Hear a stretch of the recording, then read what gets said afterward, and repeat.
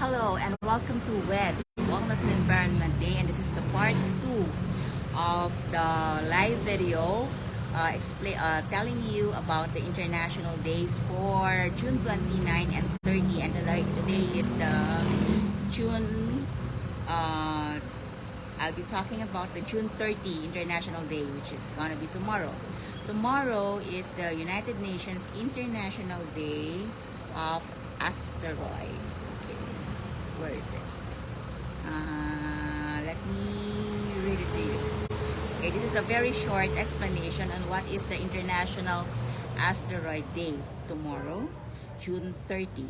So last December 2016, the United Nations General Assembly adopted Resolution 71-90 declaring June 30 as International Asteroid Day.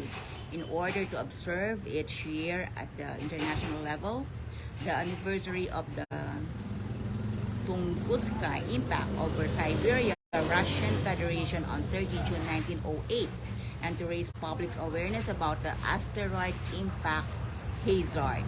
So International Asteroid Day aims to raise public awareness about the asteroid impact hazard and to inform the public about the crisis communication actions to be taken at the global level in case of a credible near-Earth object threat. So the General Assembly decision was made based on a proposal by the Association of Space Explorers, which was endorsed by Committee on the Peaceful Uses of Outer Space. So the background, near-Earth objects or NEOs represent potentially catastrophic threats to our planet.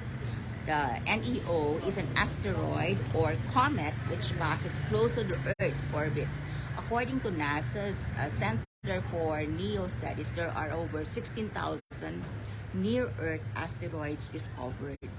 The Tunguska asteroid event in Siberia, Russian Federation last June 30, 1908 was the Earth's largest asteroid impact in recorded history. So on 15 February 2013, a large fireball, technically called a super bolide, traveling at a velocity of 18.6 kilometers per second, entered the atmosphere and disintegrated in the skies over Chelyabinsk. According to NASA, the approximate effective diameter of the asteroid was estimated at 18 meters and its mass at 11,000 tons. The approximate total impact energy of the Chelyabinsk fireball in kilotons of TNT explosives, the energy parameter usually quoted for a fireball was 440 kilotons. The Chelyabinsk event was an extraordinarily large fireball, the most energetic impact event recognized since the 1908 Tunguska blast in Russian Siberia. So the United Nations Office for Outer Space Affairs, or the UNOC, United Nations Outer Space Affairs, United Nations Office for Outer Space Affairs, has worked on NEOs for many years, recognizing a NEO impact hazard as a global issue demanding an international response. Addressing such a hazard, including the identification of those objects that pose a threat of impact and planning a corresponding mitigation campaign, requires cooperative action in the interest of public safety on the part of the global community. So building on recommendations for an international response to a near-Earth object impact threat endorsed by the Committee on the Peaceful Uses of Outer Space in 2013, the International Asteroid Warning Network and the Space Mission Planning Advisory Group were established in 2014. The International Asteroid Warning Network uses well-defined communication plans and protocols to assist governments in the analysis of possible consequences of an asteroid impact and to support the planning of mitigation responses. So the Space Mission Planning Advisory Group is an interspace agency forum that identifies technologies needed for near-Earth object deflection and aims to build consensus on recommendations for planetary defense measures. So there are documents available on this for the asteroid, the studies of the asteroid and the concerns on this by the United Nations. You can get the documents for free.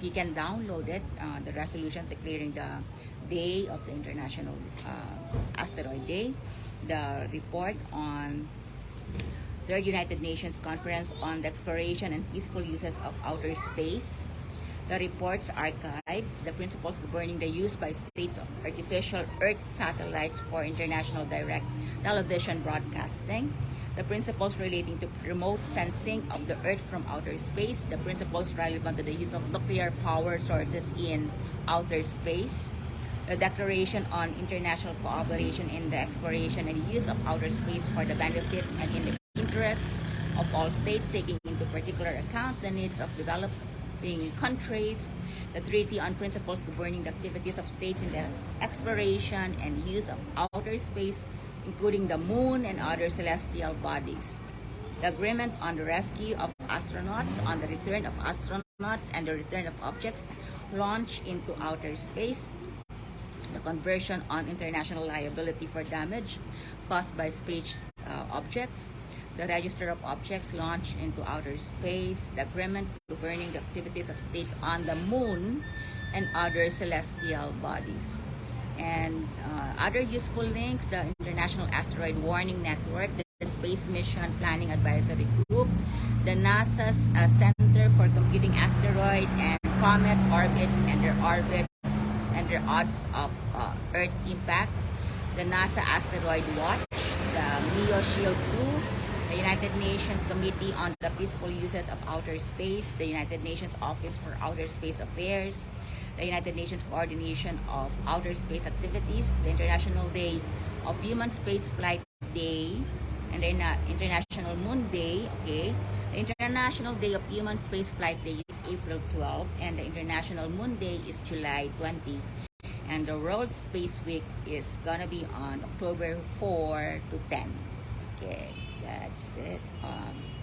Okay, an explanation on why there is a UN activities and outer space work. Okay, the United Nations Office for Outer Space Affairs works to promote international cooperation in the peaceful use and exploration of space and in the utilization of space science and technology for sustainable economic and social development.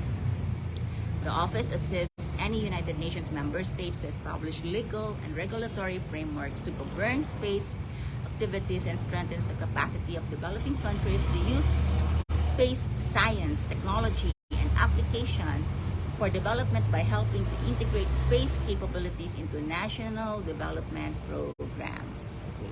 The Space and Global Goals, the United Nations Office for Outer Space Affairs, in cooperation with the China Manned Space Agency, launched the program which capitalizes on the technological and innovative skills of the government of China to benefit member states of the United Nations, in particular developing countries, thereby contributing to the 17 Sustainable Development Goals through increasing access to space.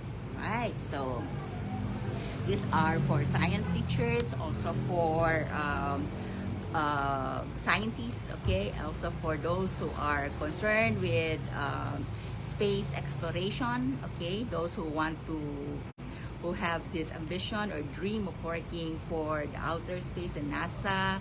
Okay, you can get all these reports that you can study as a supplement also for your learning, and also you can use in your classroom, and also for your additional lecture also.